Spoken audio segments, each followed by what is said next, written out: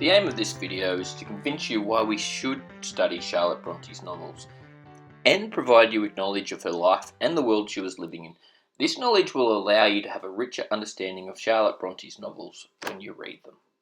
Charlotte Bronte was born in 1816 and died in 1855, which begs the question, why should we read her novels today? Look, I think the first reason that we should read her novels is because they're beautifully written.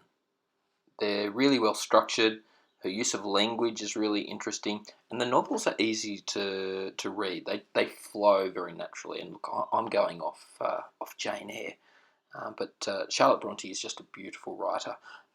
I also think that the themes she raises in Jane Eyre are really interesting. She really captures the 19th century and what it's like to live as a woman in the 19th century. And we can look at that from our viewpoint today and consider what it's like to be a woman living today in the 21st century. How are there restrictions? How have things changed? How are things still the same? So look, I think as all classics, Jane Eyre is classic. It captures its time period, but it also transcends it and is still very relevant today.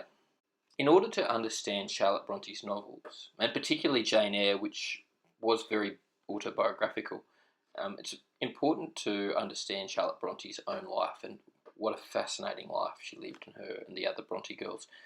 Charlotte was born in 1816. Her parents were Patrick, a reverend, and Maria. Charlotte was the third of 6 children, and the Bronte family is arguably the most talented literary family in history. Charlotte, Emily, and Anne are all renowned novelists. Here's a quick shot of the Bronte family tree, and some interesting things to note is that Patrick, the father, outlived all his children. Another interesting thing is that the one son, Branwell, he was the black sheep of the family. He was an alcoholic and a drug dealer and generally failed at everything. Though I imagine you can have a little bit of sympathy with him when he's comparing himself to his very talented sisters. Charlotte's mother, Maria, died when Charlotte was 5 years old. In 1824, the 4 eldest Bronte girls, Maria, Elizabeth, Charlotte and Emily, were sent to the clergy daughters' school at Cowan Bridge. In 1825, Maria and Elizabeth contracted tuberculosis and died. Charlotte and Emily were rushed home, and look, tuberculosis is a bit of a bogey illness for the Bronte family. A lot of them, unfortunately, died of tuberculosis, or consumption as it was known at the time. In 1831, Charlotte became a pupil at Roe Head, but she left the following year to teach her sisters at home. In 1835, Charlotte returned to the Roe School as a governess. She took Emily with her as a student. When Emily returned home, Anne replaced her. In 1838, Charlotte left the Roe School and she became a governess for the Sidgwick family the following year. So you can see, if you've read Jane Eyre, how closely Jane Eyre's life is kind of related to Charlotte Bronte's life. In 1842, Charlotte and Emily moved to Belgium to continue their education. During this period, Patrick Bronte's eyesight was rapidly declining. If he went blind, he would be unable to perform his role as a parson, and the Bronte family would be homeless. In response to this potential poverty, Charlotte, Emily and Anne became writers and published a selection of poems from all sisters under the pen names Curia, Charlotte, Ellis, Emily and Acton, and Bell. And you'll notice how the first letters match up with the names. In 1847, Charlotte wrote Jane Eyre while she cared for her father during his recovery after cataract surgery, which again matches what happens to Rochester at the end of Jane Eyre. In 1848, Branwell Bronte, now an alcoholic and drug addict, died. At his funeral, Emily caught pneumonia, which later became tuberculosis, and she died. In 1849, Anne died of tuberculosis. Some people believe that Charlotte Bronte murdered Emily and Anne as she was jealous of their success.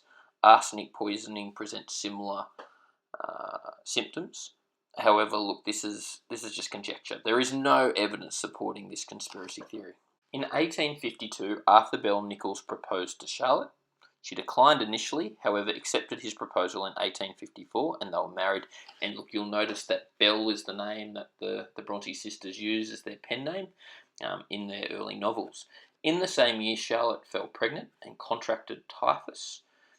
Charlotte and her unborn child died in 1855. So, look, Bronte's life, extraordinarily tragic, and the Bronte sisters all living very, very tragic lives. When Charlotte Bronte was writing her novels, there was a lot happening in England and in the world. And look, Jane Eyre, Charlotte Bronte's most famous novel, was extremely controversial when it was published. And the harsh criticism the novel received was a symptom of these tumultuous events. Look, the first one of these events is the Industrial Revolution, which changed the class system in England. Previously, society had been neatly divided into nobility, clergy, and commoner. However, after the Industrial Revolution, there was suddenly a new working and middle class, and the working class in particular endured miserable conditions, and their discontent eventually resulted in conflict. In 1848, a series of political revolutions spread across Europe and Latin America, affecting more than 50 countries. Although England did not experience a national uprising, there was a general anxiety at the time that rebellion and revolution were imminent. Now, this is at the time that Jane Eyre was written, so conventional critics tapped into this anxiety when they viewed Bronte's unconventional heroine, Jane Eyre, as a subversive and seditious character. So they were worried that this character was going to incite people who read the novel into rebellion. So Jane Eyre was seen to be subversive because it was viewed to promote women's rights to equality and freedom. During the 19th century, there was a growing call for women's rights. At the time, women were not allowed to vote, legally own money, or inherit property. The limited education that women received was highly gendered, and this lack of education restricted opportunities for paid employment and other freedoms. Victorian medical science defined women in biological terms as naturally passive, dependent, and sexually uninterested. They were born to be mothers. And so Jane Eyre, the character, is a great contrast to these beliefs. Now, patriarchal social arrangements were necessary, therefore, to protect women's weak characters and inclinations. These arrangements curtailed women's freedom of expression and limited their access to education, employment, and ownership of property. Women who rebelled against these codes found themselves vulnerable to being diagnosed as mad for exhibiting a wide range of deviant, unnatural, and unwomanly behaviours. And this is what we see when we read Jane Eyre in regards to the character of Bertha.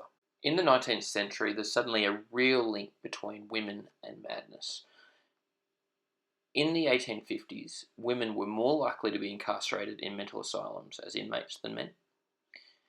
Now, this is continued in London in 1866. Dr. Isaac Baker Brown describes clitoridectomies, which is the removal of the clitoris, as a cure for epilepsy, catalepsy, and mania, which he attributed to masturbation.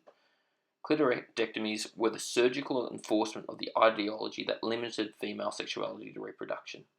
It eliminated a woman's sexual pleasure when this pleasure was considered a symptom of madness.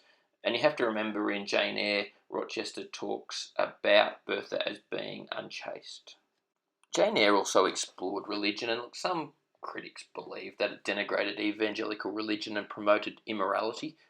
It's hard to see that looking at it from our context today. Look, I disagree with it. I think you've got characters like Helen Burns that really promote evangelical religion. And evangelical religion began in the 18th century, and its followers believed that humans were depraved, a result of the fall, and salvation only lay through God. In the early 19th century, evangelicists were associated with religious fanaticism and puritanical disapproval of social pleasures. So look, you do have a little bit of that from Brocklehurst and also St John Rivers. But look, I think on a whole, I think you could very safely argue that Charlotte Bronte did not promote immorality and did not denigrate evangelical religion.